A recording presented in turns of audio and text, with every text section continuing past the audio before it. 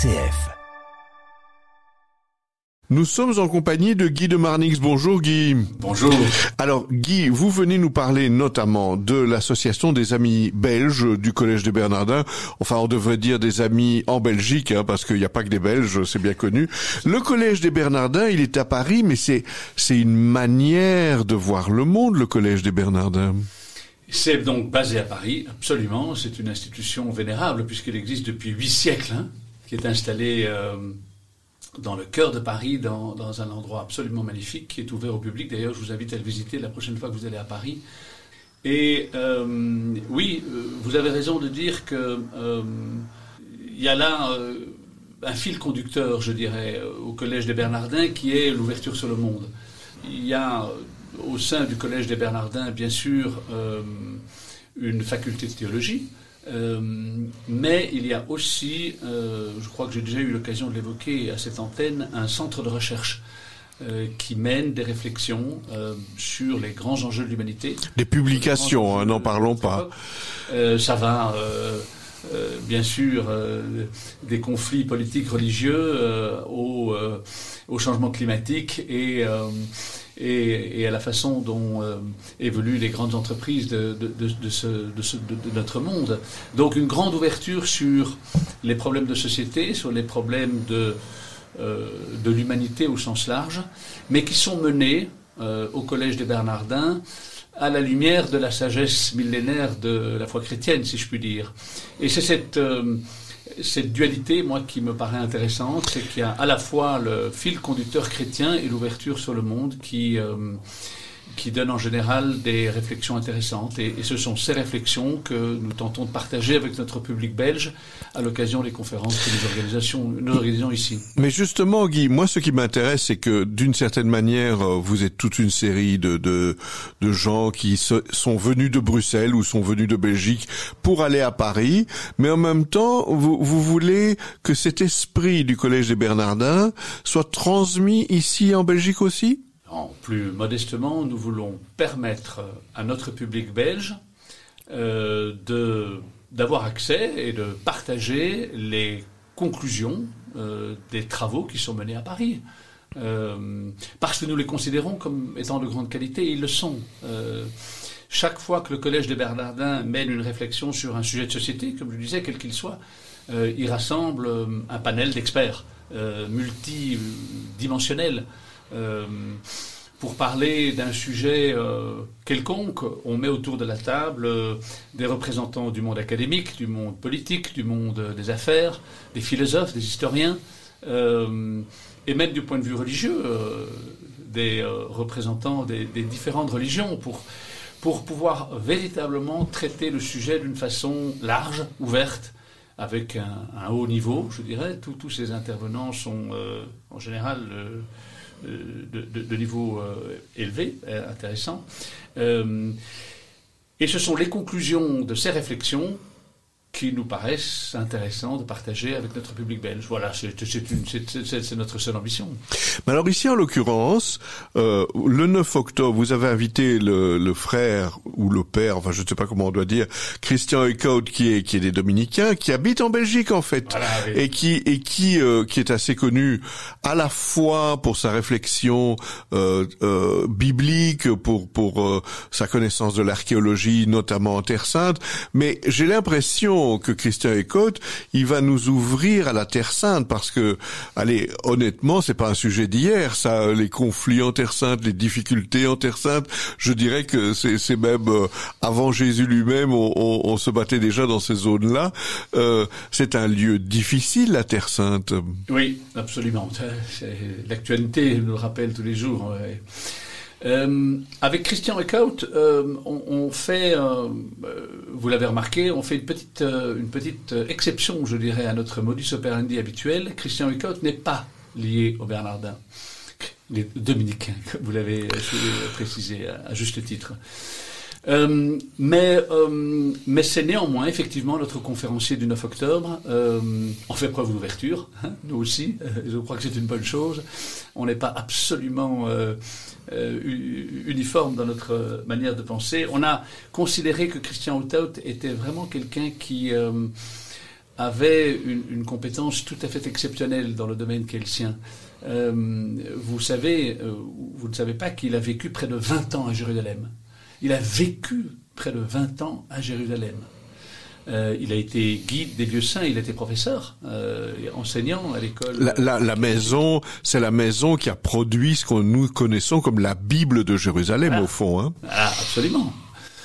Et donc, il a là, je trouve, un niveau de connaissance qui est rare. Il est belge, par ailleurs. Nous avons la chance d'avoir, en Belgique, un Belge qui est un des meilleurs spécialistes en Europe, probablement, des questions liées effectivement à l'archéologie des lieux saints, mais également aux implications de l'archéologie des lieux saints sur la politique et les conflits que nous connaissons malheureusement encore aujourd'hui. Donc oui, c'est effectivement un problème qui n'est pas neuf, mais vous savez que c'est un problème qui a encore des implications très très actuelles.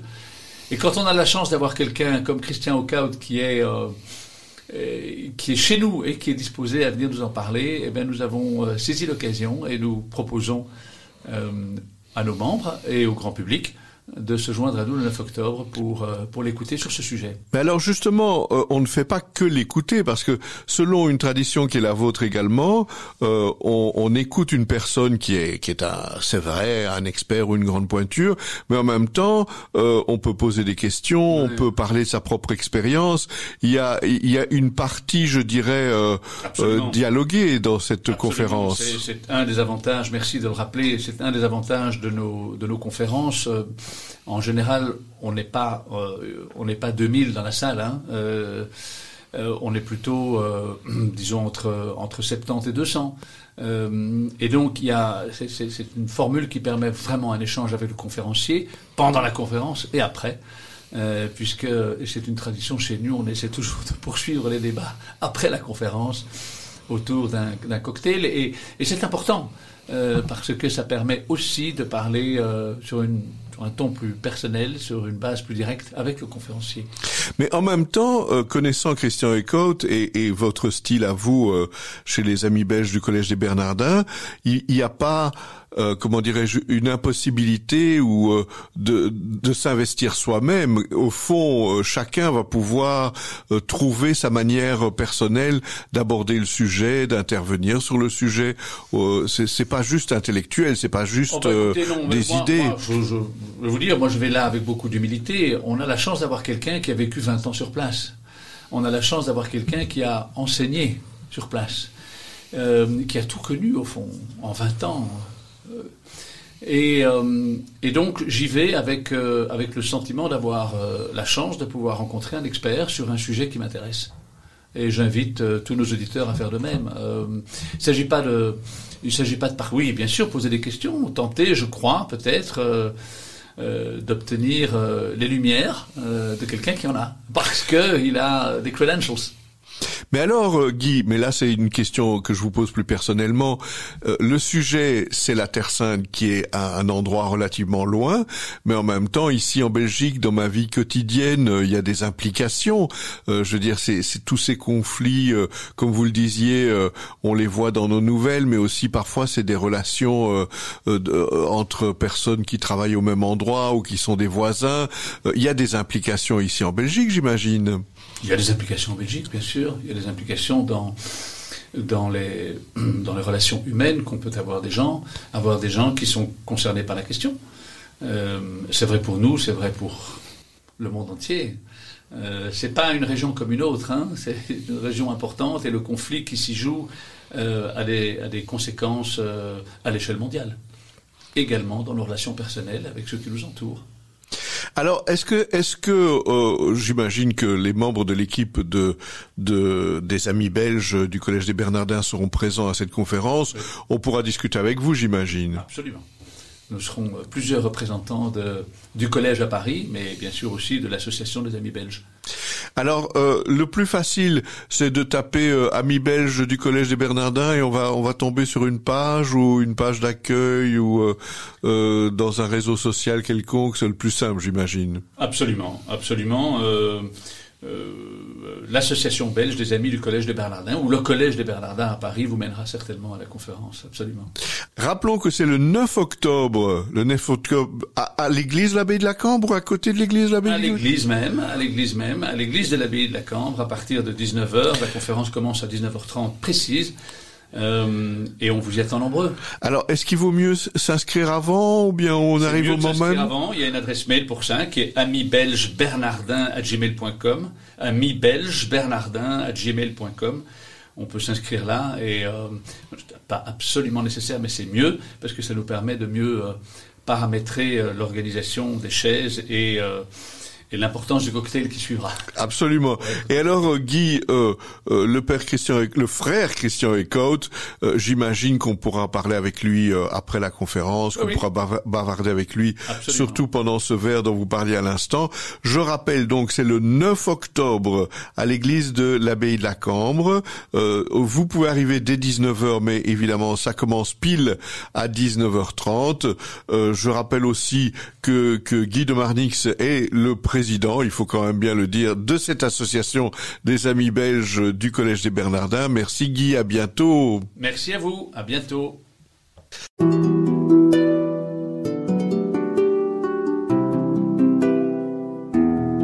Au fil de la vie, Enzo Bordonaro. Ici Enzo Bordonaro, je reprends un peu la parole pour vous demander un retour, si vous avez le temps, de nous écrire une carte postale sur l'émission Au fil de la vie que vous venez d'entendre. N'hésitez pas à nous l'envoyer. Je vous rappelle l'adresse RCF Bruxelles, rue de la Linière 14 1060 Bruxelles, parce que nous avons toujours besoin de retours, nous avons besoin de gens qui nous disent ce qu'ils aiment dans nos émissions ou ce qu'ils voudraient entendre.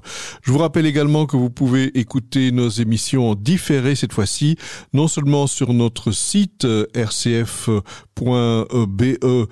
avec évidemment l'onglet de Bruxelles, mais aussi sur d'autres pages de réseaux sociaux comme Facebook, Instagram, LinkedIn, Spotify ou encore d'autres pages de réseaux sociaux. N'hésitez pas à nous laisser un message. À bientôt.